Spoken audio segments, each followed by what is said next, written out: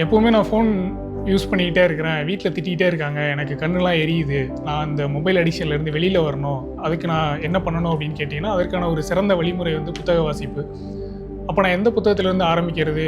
இவங்க சொன்னாங்க, அவங்க சொன்னாங்கன்னு இந்த புத்தகம்லாம் படித்தேன். ஆனால் அது மேலே இருக்கிற ஆசை எனக்கு போயிடுச்சு அப்படின்னீங்கன்னா, என்னுடைய சஜஷன் முதல்ல உங்களுக்கு எந்த துறையில் ஆர்வம் இருக்கோ, அந்த துறை சார்ந்த புத்தகங்களை நீங்கள் படிக்க ஆரம்பிங்க.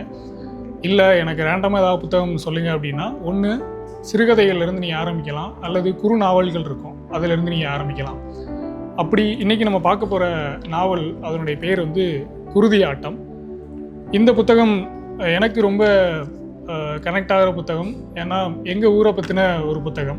இந்த புத்தகம் படிக்கிறது மூலியமாக நம்ம என்ன தெரிஞ்சுக்கலாம் அப்படின்னா, ஆங்கிலேயருடைய ஆட்சி காலத்தில் நம்ம பல வகையான அடக்குமுறைகளை பார்த்துருப்போம். அந்த அடக்குமுறைகளுக்கு எதிராக போராடின நிறைய அரசர்களுடைய வரலாறு, அதை பற்றிலாம் நம்ம படிச்சிருப்போம். ஆனால் இந்த புத்தகம் எதை பற்றி பேசுதுன்னா, அந்த ஆங்கிலேய அரசுக்கு எதிராக ஒரு கிராமத்திலிருந்து வந்த வீரன் அவ்வளோ பெரிய ஆங்கில அரசு பயன்படுத்துகிற அவங்களுடைய மிகப்பெரிய போர் கப்பலை வந்து உடைச்சிருவார். அதுக்காக அவங்கள பழிவாங்கிறதுக்காக ஆங்கிலேய அரசு என்னென்ன மாதிரியான சூழ்ச்சிகள் செய்யுது, அந்த வீரனுடைய சொந்தக்காரங்களே வச்சு எப்படிலாம் வந்து அவரை பழிவாங்குது. அதனுடைய தொடர்ச்சியாக 2 பெண்கள், அந்த வீரனுடைய சொந்தக்காரவங்க 2 பெண்களுடைய ஒரு பழிவாங்கும் உணர்வு. பெண்கள் வந்து பழிவாங்கணும்னு நினச்சா எவ்வளவு வைராக்கியத்தோடு அதை செயல்படுத்துவாங்க அப்படின்றதுக்கான ஒரு கதையை தான் இந்த புத்தகம் சொல்லுது. ஒன்று, மலேசிய தீவுக்கு ஆங்கில அரசால் நாடு கடத்தப்படுகிற ஒரு பெண், அவங்க ஒரு குழந்தையை எடுத்துகிட்டு போயிடுவாங்க. அப்புறம் இந்த சூழ்ச்சிக்கு உடன் போகிற இன்னொரு வயதான பெண்மணி, அந்த பையனோட அப்பாவோட முகத்தை பார்க்கவே கூடாது அப்படின்றக்காண்டி அந்த பேரனை முதல் முறையாக நகரத்துக்கு எடுத்துகிட்டு போய், நகரத்தில் இருக்கக்கூடிய எவ்வளோ கஷ்டங்களுக்கு மத்தியிலையும் அந்த பேரனை வளர்த்து ஒரு ஆளாக்கி ஐநா சபையில் போய் பேசுகிற அளவுக்கு ஒரு ஆளாக்கிடுவாங்க. இவங்க 2 பேரும் அந்த பழிவாங்கிற உணர்ச்சி 25 ஆண்டுகள் கழித்து மறுபடியும் அந்த கிராமத்துக்கு வர்றாங்க. அது எப்படி நடக்குது, உண்மையிலே அவங்களுடைய எண்ணம் நிறைவேறிச்சா இல்லையா அப்படின்றதான் இந்த புத்தகம்.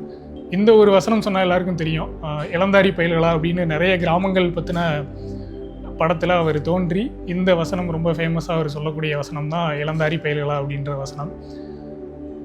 அவர் வந்து சினிமாவுக்கு வர்றதுக்கு முன்னாடியே வந்து கதையாசிரியராக தான் இருந்திருக்காரு. குறிப்பாக அவருடைய கிராமம் சார்ந்த அவருடைய வாழ்வியல் சூழல் சார்ந்த ராமநாதபுரம் சேது நாடு அப்படின்னு சொல்லக்கூடிய அந்த பகுதியில் இருக்கிற மக்களுடைய வாழ்வியலை மையமாக வச்சு தான் அந்த படம் அவர் எழுதுகிற நிறைய எழுத்துக்கள் இருக்கும். குற்றப்பரம்பரையில் தொடங்கி நிறைய நாவல் எழுதியிருக்காங்க. அதில் ஒரு பகுதி தான் இந்த புத்தகம், குருதி ஆட்டம்ன்ற ஒரு புத்தகம். இந்த புத்தகத்தினுடைய முதல் வரியே எனக்கு ரொம்ப ஆசையாக இருந்தது.